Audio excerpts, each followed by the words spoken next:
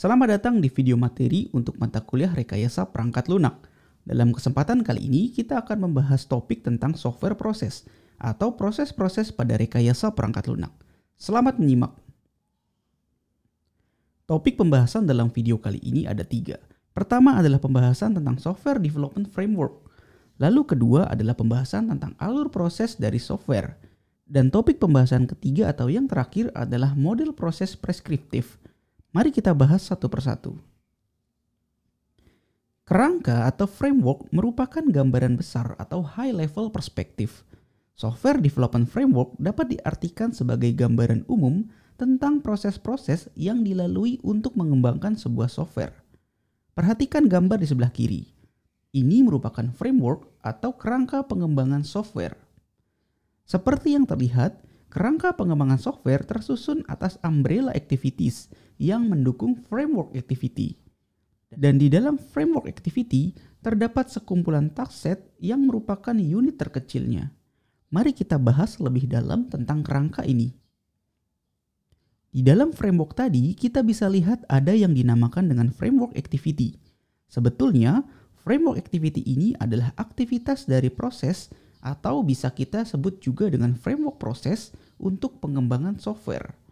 Secara umum ada 4 proses atau proses framework tadi dalam rekayasa perangkat lunak, yaitu communication, planning, modeling, construction, dan deployment.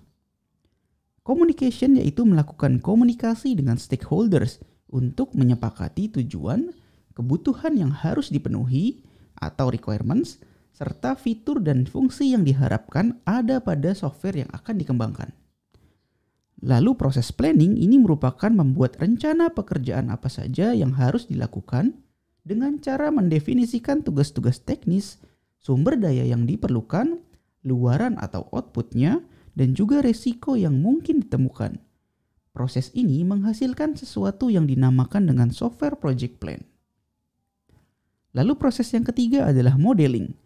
Proses ini membuat berbagai model perangkat lunak untuk dapat menjelaskan kebutuhan atau requirements dengan baik. Pada proses modeling ini, kita juga membuat rancangan yang bisa memenuhi requirement tersebut. Proses yang keempat adalah construction. Ini membangun software sesuai rancangan, termasuk melakukan coding dan juga testing dari software tersebut. Dan proses yang terakhir adalah deployment. Ini menyerahkan software kepada user untuk mereka gunakan. Tentu penyerahannya disertai dengan manual penggunaan, pelatihan pengguna, dan juga skenario pemeliharaan softwarenya. 5 proses tersebut harus dilakukan secara berurutan. Dan seperti yang tadi disebutkan, aktivitas yang ada di setiap proses tersebut dinamakan dengan framework activity. Pada kerangka pengembangan software tadi, kita juga melihat ada yang dinamakan dengan umbrella activity. Saya sengaja membahas tentang proses framework dan framework activity terlebih dahulu sebelum masuk ke pembahasan tentang umbrella activity ini. Tujuannya agar lebih mudah untuk memahaminya. Umbrella activity di sini merujuk pada setiap aktivitas pelengkap dari aktivitas di dalam proses pengembangan software secara keseluruhan. Dengan tujuan untuk mengelola kemajuan, kualitas, perubahan, dan juga risiko. Tadi kita sudah bahas bahwa ada 5 proses umum dari proses rekayasa perangkat lunak. Umbrella activity ini mencakup ke-5 proses tersebut. Tujuan dari umbrella activity ini sebetulnya lebih mengarah pada atribut kualitas dari proses pengembangan softwarenya itu sendiri. Tanpa melakukan umbrella activity, bisa saja softwarenya selesai dikembangkan. Namun belum tentu optimal baik dari sisi proses ataupun hasil softwarenya itu sendiri. Melengkapinya dengan serangkaian umbrella activity akan lebih menjamin keberhasilan dan juga kualitas dari proses pengembangan software. Ada banyak aktivitas yang termasuk ke dalam umbrella activity ini. Berikut ini adalah beberapa di antaranya. Seperti misalnya software project tracking and control, risk management, software quality assurance, technical reviews, measurement, software configuration management, reusability management, dan juga work product preparation and production. Kita lanjutkan pada alur proses software. Proses-proses pada kerangka RPL, mulai dari communication hingga deployment, harus dilakukan secara sistematis. Namun demikian, alur proses atau proses flow-nya bisa berbagai bentuk. Contoh alur proses yang paling sederhana adalah alur proses linier, seperti yang terlihat pada gambar. Pada alur proses linier, setiap proses dilakukan satu kali secara berurutan, mulai dari communication, planning, modeling, construction, hingga deployment. Setiap proses tersebut hanya dilewati satu kali saja, dan untuk maju ke satu proses tertentu, proses sebelumnya harus sudah tuntas. Alur proses software yang kedua adalah alur proses iteratif. Seperti yang terlihat pada gambar, alur proses ini memungkinkan adanya pengulangan terhadap suatu proses tertentu. Misalnya mengulangi kembali tahap communication setelah sampai pada tahap planning. Perlu dicatat juga, apabila suatu proses diulang kembali, maka proses selanjutnya haruslah proses yang secara urutan berada setelah proses tersebut. Artinya, kita tidak bisa melompati urutan proses ke depan. Alur proses ini memungkinkan suatu proses yang dijalankan lebih dari satu kali selama pengembangan software ini dilakukan. Siklus ini berakhir jika proses deployment telah selesai dilakukan. Alur proses berikutnya adalah evolutionary process flow. Ciri khas dari siklus ini adalah increment release dari software tersebut. Proses ini berbentuk lingkaran yang bisa diulang terus putarannya. Setelah proses deployment, kita bisa mengulangi kembali alur proses mulai dari communication. Namun setiap putaran proses menghasilkan release increment software yang baru. Perangkat lunak yang dikembangkan dengan alur proses ini dirilis secara bertahap. Namun setiap kali rilis, softwarenya sudah bisa digunakan dan terus berkembang atau berevolusi pada putaran-putaran berikutnya. Proses berakhir apabila semua kebutuhan softwarenya sudah terpenuhi, atau bisa kita katakan setelah bentuk evolusi terakhir dari softwarenya tercapai. Alur proses yang keempat adalah parallel process flow. Sesuai namanya, alur proses ini memungkinkan untuk ada proses yang dilakukan secara paralel atau bersamaan. Contohnya dapat kita lihat pada gambar. Proses modeling bisa dilakukan secara bersamaan dengan proses planning. Atau pada titik waktu tertentu, aktivitas pada proses planning, modeling, dan juga construction dapat dilakukan secara bersamaan. Keempat bentuk alur proses ini menunjukkan bahwa walaupun secara umum proses yang dilewati saat mengembangkan software adalah sama, tetapi alur prosesnya bisa beragam. Komponen lain dari kerangka proses rekayasa perangkat lunak adalah task set. Task set ini adalah pekerjaan aktual yang harus diselesaikan pada setiap aktivitas framework. Task set ditentukan setelah menentukan alur proses yang akan digunakan dan juga mendefinisikan framework activity pada setiap proses tersebut. Jumlah dan tingkat kesulitan task set akan tergantung dari ukuran software yang dikembangkan. Walaupun framework activity-nya sama, sebuah proyek yang besar biasanya memiliki jumlah task set yang lebih banyak dibandingkan dengan proyek yang kecil. Selain itu juga, task set bersifat unik, berbeda antar proyek pengembangan software. Jika semua task set sudah berhasil dilakukan, maka seharusnya tujuan dari proyek perangkat lunaknya sudah tercapai. Karena itulah saat menentukannya kita sudah tahu terlebih dahulu apa tujuan proyek perangkat lunaknya dengan baik. Agar lebih memahami tentang task set ini, mari kita lihat contohnya. Seperti yang sudah disebutkan tadi, setiap framework activity memiliki sekumpulan task set atau tugas-tugas yang harus dilakukan. Mari kita ambil contoh framework activity yang selalu ada, yaitu requirement gathering. Contoh task set pada aktivitas pengumpulan requirement ini misalnya, 1. Membuat daftar stakeholders. Lalu kedua adalah mengundang mereka untuk meeting. Ketiga adalah menanyakan fitur dan fungsi apa saja yang dibutuhkan oleh stakeholder tersebut. Keempat adalah mendiskusikan requirements yang terkumpul dan membuat daftar requirement yang sudah final. Kelima adalah memberikan prioritas terhadap requirements tersebut. Dan keenam adalah mencatat semua hal yang perlu diperjelas kembali. Jika kita sudah berhasil melakukan keenam task set tersebut, maka seharusnya aktivitas requirement gathering ini sudah selesai. Dan kita bisa melanjutkan pada framework activity berikutnya dengan task set yang berbeda tentunya. Kita lanjutkan pada pembahasan tentang proses model. Proses model atau model proses merupakan bentuk implementasi dari alur proses perangkat lunak yang tadi sudah kita bahas. Secara umum ada dua jenis proses model, yaitu prescriptive model dan agile model. Pada materi kali ini yang kita bahas hanya prescriptive model terlebih dahulu. Dan untuk agile model dibahas pada video lain yang terpisah. Model proses preskriptif merupakan model yang sudah mendefinisikan dengan jelas aturan, aktivitas, tugas, luaran, dan berbagai elemen lain dalam proses rekayasa perangkat lunak. Model proses preskriptif mengutamakan proses yang terukur, berurutan, dan mengikuti suatu panduan dalam setiap aktivitasnya. Ibarat sebuah resep dokter, kita tinggal mengikutinya saja agar dapat sembuh. Seperti apa jenis obatnya, berapa banyak dosisnya, dalam kondisi seperti apa obat tersebut diminum, dan lain sebagainya. Kira-kira seperti itulah analogi dari proses preskriptif ini.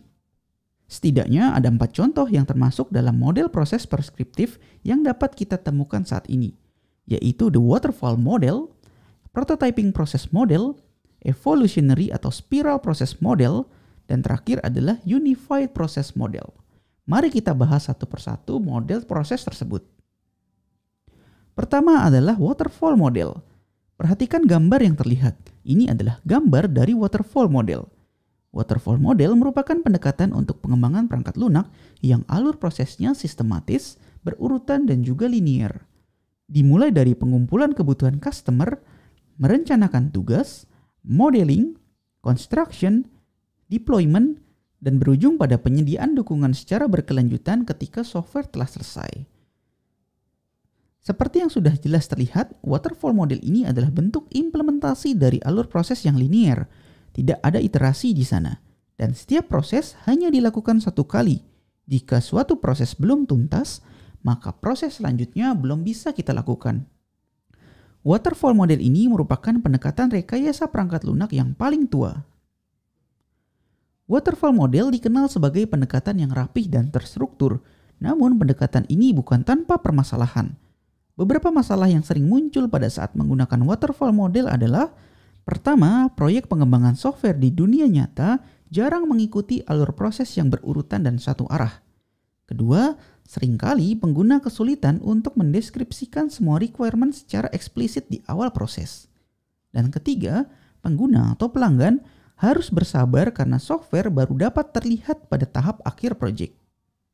Ketiga masalah ini yang menjadi pertimbangan mengapa tim pengembang software memilih pendekatan atau model proses yang lain. Pada kenyataannya, model waterfall sudah sangat jarang digunakan dalam pengembangan perangkat lunak modern sekarang ini. Model proses preskriptif yang kedua adalah prototyping process model. Gambar yang terlihat ini merupakan model proses prototyping. Dalam praktek pengembangan perangkat lunak, seringkali pelanggan hanya menjabarkan kebutuhan secara umum saja, tanpa penjelasan rinci terkait fungsi atau fitur softwarenya.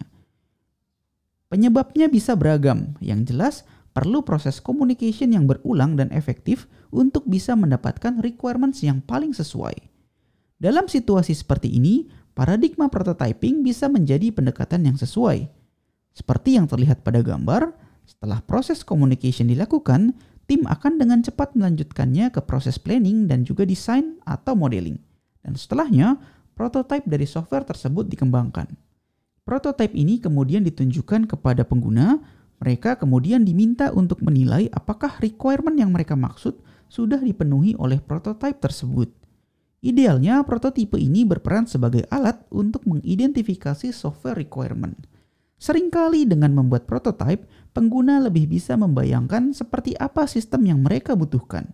Dan kebutuhan atau requirement itulah yang kemudian harus dipenuhi pada software yang sebenarnya. Model proses prototyping ini juga memiliki permasalahan atau tantangan. Ingat bahwa prototipe yang dihasilkan di sini bukanlah produk hasil yang sudah siap digunakan. Suatu prototipe atau purwarupa bisa saja memiliki fungsi seperti software aslinya. Namun karena dikembangkannya dengan cepat, aspek-aspek lain seperti kualitas umumnya belum diperhatikan. Inilah yang biasanya menimbulkan permasalahan. Permasalahan atau kelemahan utama dari prototyping adalah stakeholder sering menganggap prototipe software sebagai versi yang sudah berjalan atau produk finalnya, dan tidak menyadari bahwa kualitasnya secara keseluruhan belum terjamin. Di satu sisi, sebagai software engineer, kita sering mengimplementasikan software yang mengabaikan banyak aspek, misalnya kualitas atau keamanan.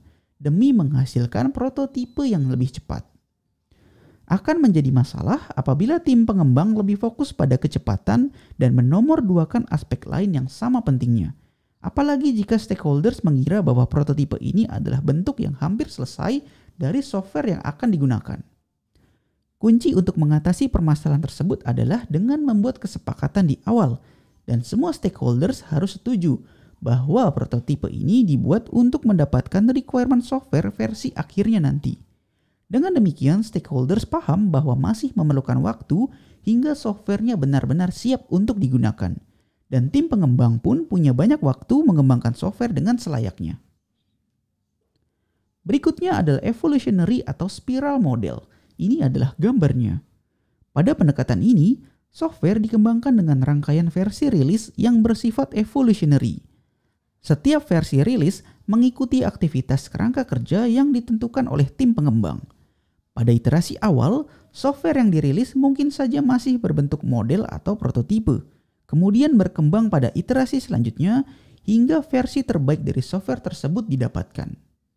Spiral model ini merupakan pendekatan yang realistis untuk mengembangkan sistem dan software berskala besar. Namun sama halnya dengan model proses lain, spiral model juga memiliki permasalahan.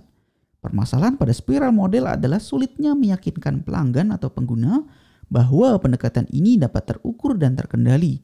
Sebagian pengguna bisa saja meragukan proses ini karena softwarenya yang berubah-ubah, dan terkadang butuh waktu lama untuk bisa melihat titik akhirnya. Contoh model proses preskriptif yang terakhir adalah Unified Process Model. Ini adalah gambar dari model proses tersebut.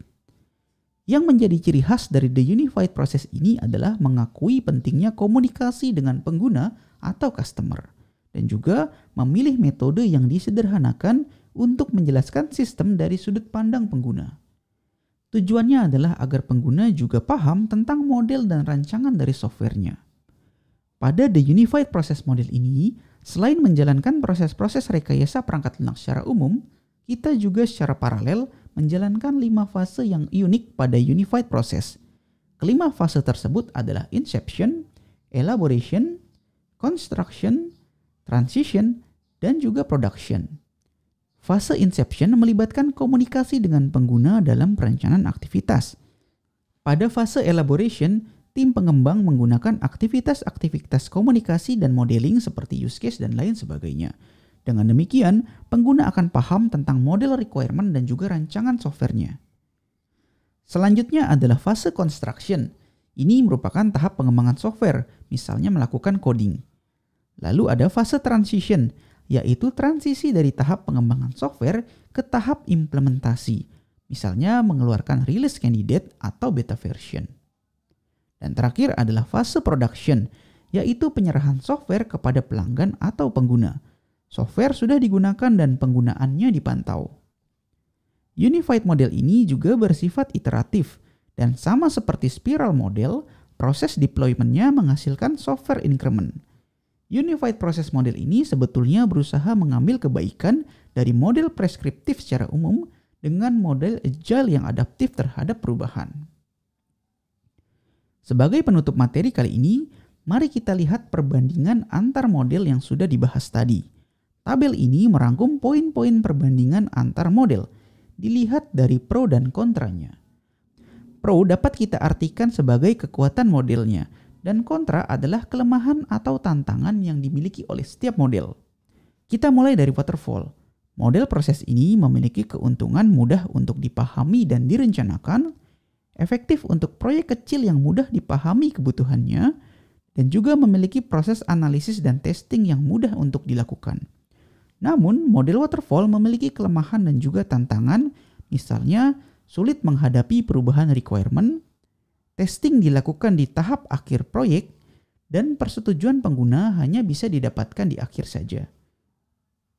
Model proses yang kedua, yaitu prototyping, memiliki keuntungan meminimalkan dampak perubahan kebutuhan. Keuntungan lainnya adalah pengguna yang sering terlibat di awal.